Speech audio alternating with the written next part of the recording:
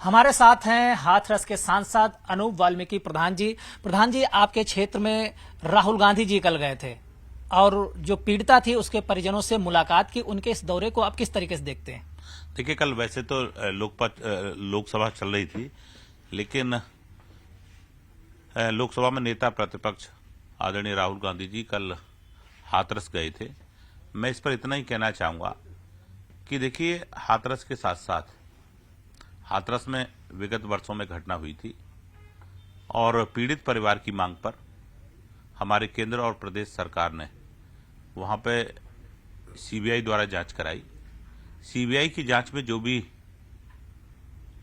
लोग दोषी पाए गए उन पर कार्रवाई हुई और माननीय न्यायालय द्वारा जो 4 लोग उसमें दोषी बनाए गए थे पुलिस द्वारा, उनमें से 3 लोगों को निर्दोष साबित किया। उसके खिलाफ वो दोनों ही पक्ष उच्च न्यायालय अपनी अपनी बात को लेकर के गए और मैं समझता हूं आदरणीय राहुल गांधी जी को जो माननीय न्यायालय उन पर विश्वास करना चाहिए और न्यायालय का निर्णय जो भी आएगा जनता जनार्दन को और हम सबको स्वीकार करना चाहिए। राहुल गांधी ने यह भी कहा है कि पीड़ित परिवार डर के साए में जी रहा है। देखिए, मैं समझता हूं कि उत्तर प्रदेश में जो कानून व्यवस्था है इसकी चर्चा पूरे देश में होती है। आदरणीय योगी आदित्यनाथ जी के नेतृत्व में जो उत्तर प्रदेश में विगत 8 वर्ष से ज्यादा हो गए लगातार हमारी सरकार चल रही है और जितना अच्छा महसूस उत्तर प्रदेश की जनता जनार्दन करती है, मैं समझता हूं वो सराहनीय और इसकी चर्चा पूरे देश में भी होती है। उनका यह भी कहना है कि जो सरकार द्वारा वादे किए गए थे वो अभी तक पूरे नहीं किए गए। देखिए, मेरी पूर्व में भी उसमें लगातार हम लोग कह रहे हैं, पीड़ित परिवार की मांग थी कि हमें रहने के लिए मकान दिया जाए।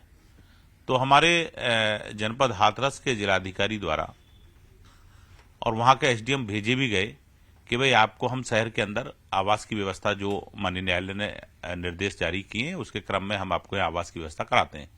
लेकिन पीड़ित परिवार का यह कहना है कि हमें आवास दिल्ली में दिया जाए और या नोएडा या गाजियाबाद दिया जाए। तो देखिए, हर चीज एक सिस्टम के तहत होती है। उसमें भी मैं समझता हूं कि मेरी कल भी जिलाधिकारी से बात हुई थी तो वो लगातार प्रयास कर रहे हैं और जैसे ही शासन का आदेश होगा उन्हें रहने की व्यवस्था भी यहां कराने का काम करेगी सरकार। परिवार के एक सदस्य को नौकरी देने संबंधी भी कुछ वार्ता हुई थी? हाँ, उन्होंने अपनी मांग रखी थी कि परिवार के एक व्यक्ति को नौकरी भी दी जाए। तो मैं समझता हूं मेरी कल भी बात हुई, पूर्व में भी बात हुई है, वो सब प्रोसेस में चल रहा है। ठीक है, और मैं समझता हूं जल्दी इस पर समाधान भी होगा। जब आप लोग लगातार पीड़ित परिवार के संपर्क में हैं, फिर राहुल गांधी का इस तरीके के आरोप लगाने को आप किस तरीके से समझते हैं? देखिए, मैं समझता हूं सिर्फ राजनीतिकरण है। अब तो राजस्थान के अंदर हमारी सरकार चल रही है, लेकिन इससे पूर्व वहां कांग्रेस की सरकार थी। दलित परिवारों पर बहुत बड़ा उत्पीड़न उस समय हुआ और अब भी लगातार जहां जहां इनकी सरकार है, चाहे कर्नाटक हो वहां हो, लगातार दलित समाज पे लगातार उत्पीड़न हो रहा है। तो मैं समझता हूं हाथरस के साथ साथ आदरणीय राहुल गांधी जी को वहां भी जाकर के देखना चाहिए और वहां भी दलित समाज के लोगों को न्याय दिलाने का काम करना चाहिए। एक देश एक चुनाव कैबिनेट में मंजूरी मिल गई है। सपा और कांग्रेस इसे अलोकतांत्रिक बता रहे हैं और साथ ही बता रहे हैं कि बड़ा षड्यंत्र है एक साथ पूरे देश पे कब्जा करने का। देखिए, मैं समझता हूं, जहां तक मैं समझता हूं, क्योंकि मैं भी लगभग 7-8 वर्षों से लगातार मुझे 2 बार विधायक रहने का अवसर मिला और अब देश की सबसे बड़ी पंचायत में एक सदस्य के रूप में मुझे भी काम करने का अवसर मिल रहा है।